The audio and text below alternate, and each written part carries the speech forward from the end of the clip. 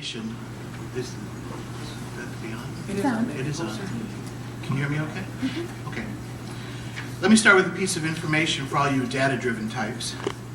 In spring 2013, my World Language Methods class had an enrollment of 14 students. In spring 2016, my World Language Methods class has an enrollment of 2 students. I don't think this is an isolated anomaly. Make no mistake, they're as enthusiastic and idealistic and skilled as ever. The quality is there, the numbers aren't there to replace us. 2 major changes to teacher education programs have occurred in the past few years. First, the teacher accreditation program process. Teacher ed programs are required to undergo accreditation were required by NCATE or TIAC. They've now merged into one agency called CAPE. As part of the process, schools meet certain criteria and have to submit data for 8 different assessments. The entire program is assessed by one set of CAPE criteria, and each individual certification program is also evaluated by an agency related to their discipline.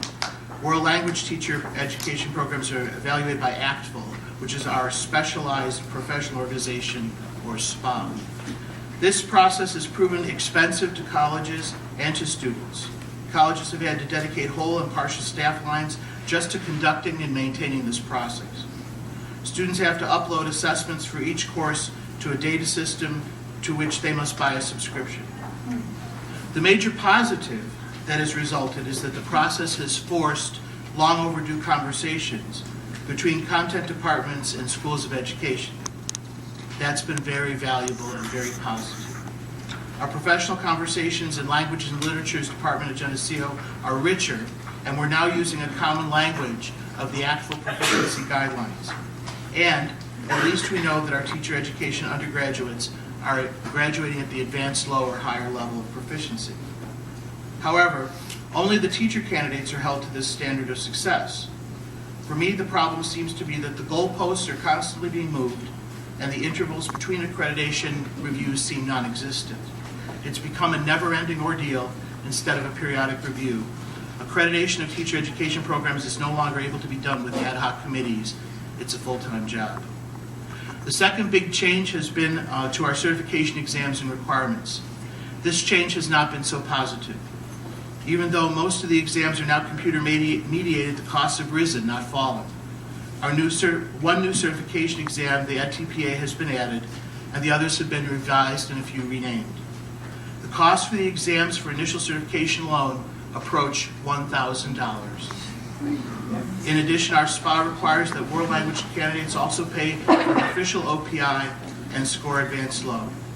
Overall, I think requiring the OPI is a good thing, but along with the costs of the other Pearson-administered exams, these costs have become a barrier for college students to entering the profession. In addition, I worry that the new form of the ALST, the Academic Literacy Skills Test, will be a barrier for native speakers seeking world language certifications. However, my deepest reservation are for what EdTPA has done to student teaching on a cost-benefit basis. The opportunity cost of whatever benefit the EdTPA may have seems high to me. I feel that it has narrowed the scope of the student teaching experience, limited creativity and risk-taking, and distracted attention from the time necessary to learn how to establish routines and build relationships with individual students. In my opinion, for their $300, students get very little feedback useful on the portfolio they submit. With few exceptions, there is no advocacy group fighting against this expensive new sorting hat for teacher candidates, while the leaders in our schools of education and professional unions have responded in ways ranging from zealous porcine lipstick application to resigned acquiescence to cowardly silence. The positions that we will have open in the future with foreign languages across the board, and that has to do with everything that's been going wrong in the United States around K-12 education. There are all kinds of movements. I'm not sure, as you mentioned, Phil, that we're as coordinated as we need to be, but we need to do 2 things, and I say this to my staff all the time. We need to continue to advocate for the changes that we believe need to be made, because we know what makes good teachers. And unfortunately, many of the people who are making decisions about this now are not educators. They've never been in our classrooms. well, I shouldn't say that, they've been in our classrooms, but on the other side of the desk. And so we do such a great job preparing and delivering our content that we make it look way too easy. They have no idea how hard we work to actually, bring the programs that we bring to them. And so I know we've made some movement, even in New York State, the recent movement on the testing, which I know doesn't impact us directly, but where they're going to actually have New York State teachers designing tests, something that we did before, and it's a shame that we ever abandoned that activity. So what I would say is certainly work with NYSAFLT. You need to get involved in advocacy. I know when I was a leader in NYSAFLT, it was always challenging to get individuals to come forward and support us, to write the letters, to make the phone calls, to send the faxes, to go talk to your elected officials.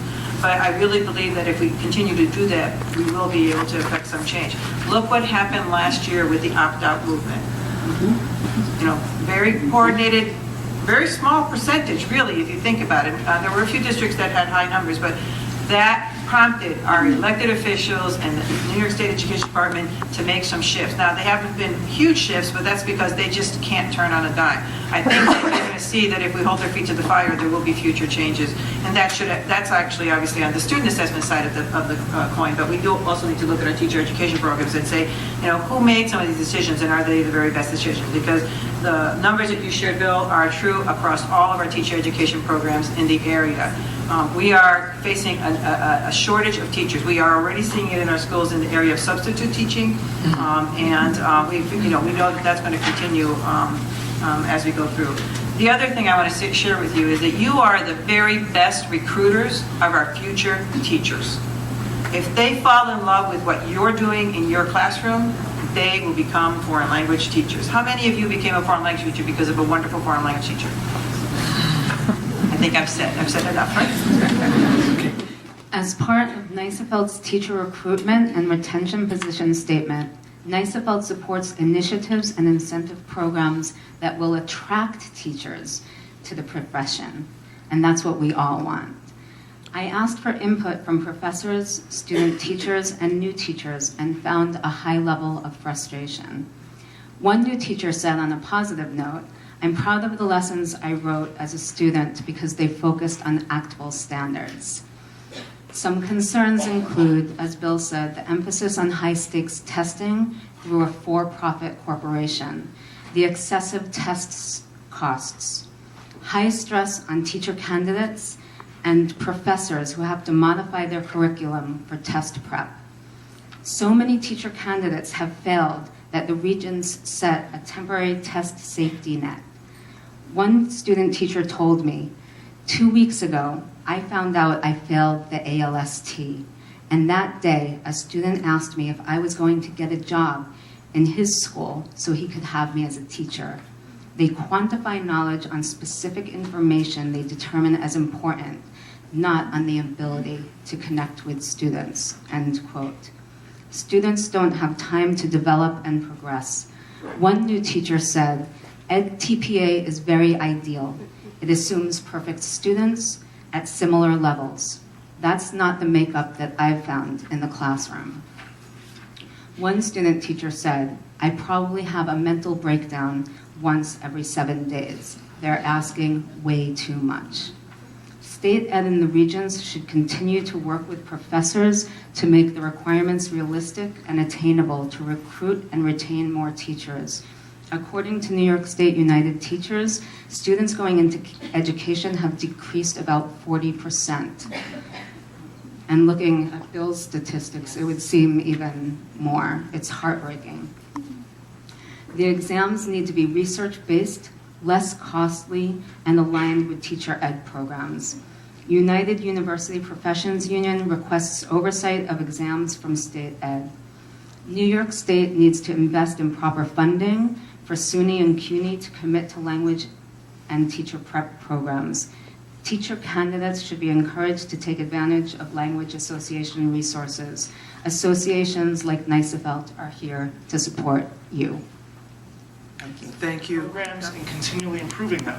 And so to look at how can we update, how can we modernize, how can we make sure that what we're doing, how we prepare teachers is appropriate to current research, and is appropriate to the environment they're going into, I think that was actually a good thing. What has already happened, has been mentioned, is that the price has gone up, and that we also are seeing the content of the assessments and the process has actually become less aligned with true preparation. Dr. Giselle Martin says we we value what we assess. And so what that then happens is that it pushes down into the preparation program a curriculum that perhaps isn't the best aligned with our teacher and our teacher preparation. The intent of this additional testing that we're seeing across the marketplace, and I'll call it that because that's what it has become, is that testing equals prepared, which means professional. And what we really need to do as an organization at NYSAFLT, as teachers across the board, is to redefine what professional means, that it doesn't mean having passed tests, but that we define it with different terminology, that we are able to properly set up a learning environment. And that has already been mentioned within these assessments, unfortunately, is not necessarily what's being tested. It's content knowledge, it's discrete skills, rather than that ability and understanding of the core tenets of the classroom, the underlying aspects of what good learning is, and then what are the instructional strategies and models that you can put in place to support that learning. And unfortunately, that is what is not being seen tested in these assessments. Again, I will return to, though, looking at our teacher preparation, looking at those assessments, was actually a valuable and needed thing, looking at across the board the fact that many times we need to continue to learn and understand how students are learning. And that wasn't a lot of models, I will say, in foreign language. We tend to have strategies that are more appropriate to a learning process. But in a lot of other content areas, we often see the stand up, sit and deliver, or stand and deliver type approaches. And with that in mind, forcing a review of that was helpful. I'll also throw in there that there is very little about technology and understanding that and understanding how that impacts teaching and learning. So, thank you very much.